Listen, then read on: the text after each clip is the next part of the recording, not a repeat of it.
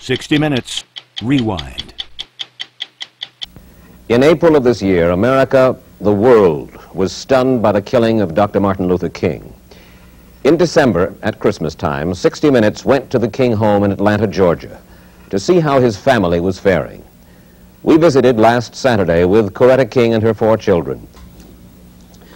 Mrs. King, I wonder if you'd introduce your family to us. This is Dexter Scott. And how old are you, Dexter? 7. Now, this fellow over here. This is Martin Luther III. We call him Marty. And how old are you, Marty? I am 11 years old. I imagine, of course, that you bear your name with great pride, your father's name. But are there ever any difficulties because you are Martin Luther King? Well, sometimes there are difficulties, but most of the times they aren't, because, well, most of the times there aren't any difficulties, but sometimes they are. What kind of thing? Well, like sometimes people ask me my father's name, and sometimes they tease me about my name and things like that. Mm-hmm. But mostly?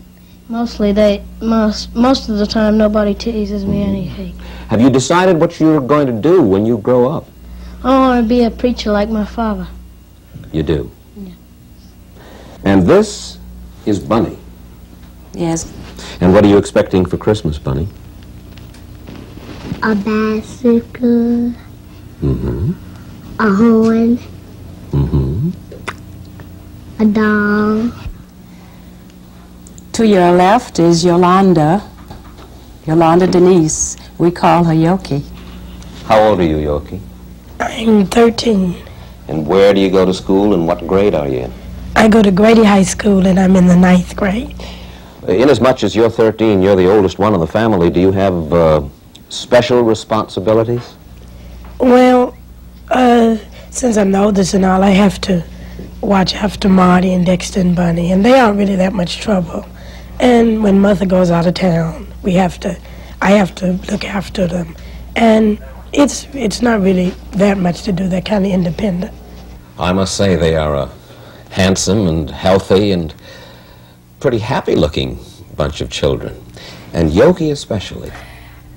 I imagine that she must have been a real consolation at the time of the tragedy. Yes, she was, Mike. She was really so much of a consolation to me because of the way she accepted this with so much understanding and so much courage, and it was so reassuring to me. And she said to me, "Mommy, I'm not going to cry because my dad is not dead. He may be dead physically.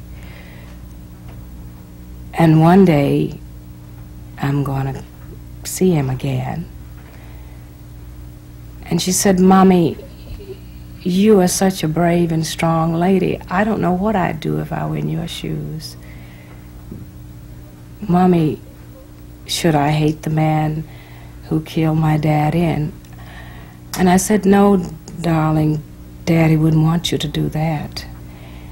And of course, I also said to her, "You are so brave, and I'm so proud of you." And I put my arms around her. And of course, she didn't cry very much. I didn't see her crying anymore, really. Mm-hmm. And she's been very happy and very well adjusted since, because she too feels that there was meaning in this death. You know, what my husband said so often, that unearned suffering is redemptive. And I think somehow all of us have felt that he gave his life in such a meaningful way, that what he lived for and what he gave his life for will bring about some of the changes that are necessary.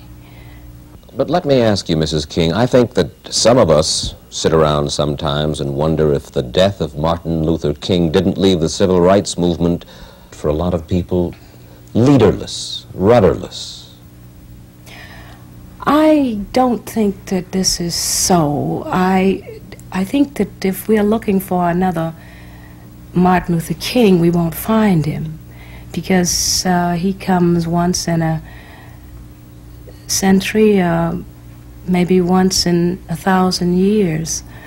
But there are many other persons now who will come forth, I believe, and assume leadership that they never assumed before, because they feel that there is this need. But as far as black leaders are concerned, I think that you'll agree. We hear in the papers, see on television more about the young black militant leaders. We hear names like Carmichael and Brown and Cleaver and Newton and Seal. And you begin to wonder if perhaps they aren't getting more followers than some of the older civil rights leaders. Well, there are those persons who don't, who at least say they don't believe in nonviolence as a tactic. But I tend to feel that there are many more people who believe, who at least believed, say they believed in the things that Martin Luther King believed in, than there are who believe in violence and destruction. I think we tend to hear those people who speak loudest, and sometimes they are persons who whose message is exaggerated out of proportion very often. There is this determination on the part of many black people who are called militants, this determination and this desperation, the fact that they want right now, and I do too, we want, Martin Luther King wanted equality, now, justice, right now. I think we all want the same things. Our goals are basically the same. But I tend to feel that those things that he gave his life for will become stronger rather than weaker, because he has become now a martyr for his cause.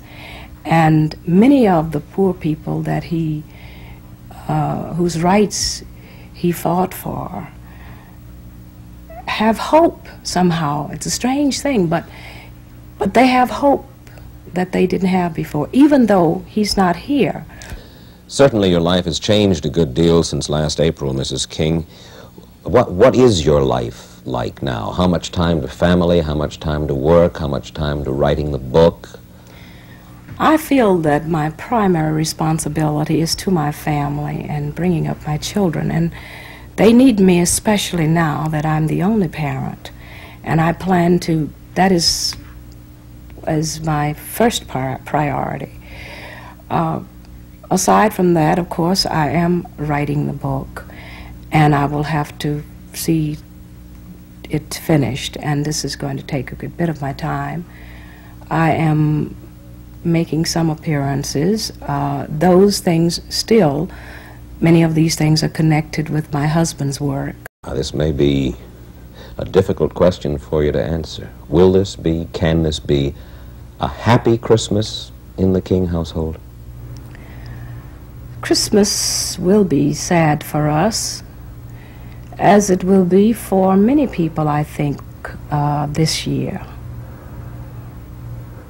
I would imagine that the whole nation cannot really have a happy Christmas with these two great tragedies, and the other conditions of the world is still involved in the war in Vietnam, and all the problems of poverty and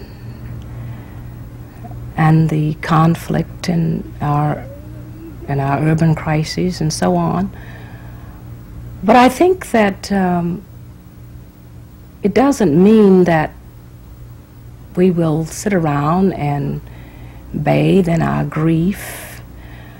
I think that very often a time like this causes people to really reflect on the deeper meaning of, say, Christmas or any other occasion. I remember Easter of 1963, when my husband was jailed in Birmingham. I had just had my fourth child and was still confined to my house. And he had gone to jail on Good Friday. And Easter, I had not heard from him. And I was very depressed. But somehow that was the most meaningful Easter that I have ever experienced, because, you know, Easter is a time of suffering, but it's creative. You know, if it can be creative suffering. So I think if we can look on this Christmas season as a time for reflecting and a time to think of the deeper meaning and the real spirit of Christmas, which should be the spirit of giving, and giving unselfishly. And I think if we think in terms of my husband's life and his death in those terms, then we will not be as sad. We will be hopeful, because in his death there is hope for redemption. Thank you, Mrs. King.